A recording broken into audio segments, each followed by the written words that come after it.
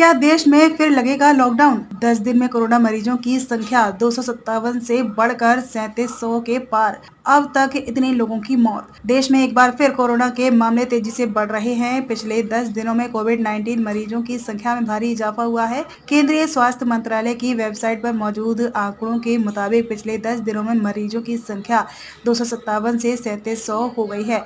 ये आंकड़े चिंताजनक हैं। अगर हालात ऐसे ही रहे तो प्रशासन को जल्द ही फिर से सख्त पाबंदियां लगानी पड़ सकती हैं। क्या देश में फिर से लॉकडाउन लगेगा? इस पर भी चर्चाएं शुरू हो गई हैं। स्वास्थ्य मंत्रालय की वेबसाइट पर मौजूद आंकड़ों के मुताबिक देश में फिलहाल कोविड के 3758 एक्टिव केस हैं। पिछले 10 दिनों में इसमें 1200% से ज्यादा का इजाफा हुआ है, जो बेहद चिंताजनक है।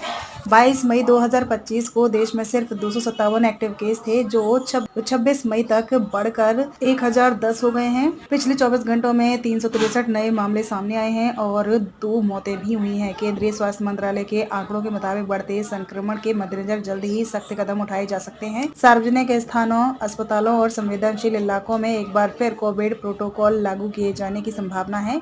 दिल्ली समेत देश के कई अन्य राज्यों में भी कोविड मरीजों की संख्या तेजी से बढ़ रही है। खासकर केरल, महाराष्ट्र, गुजरात और तमिलनाडु राज्यों में ज्यादा मामले सामने आए हैं। हालांकि ज्यादातर मामले हल्के लक्षण वाले हैं, लेकिन प्रशासन अलर्ट पर है।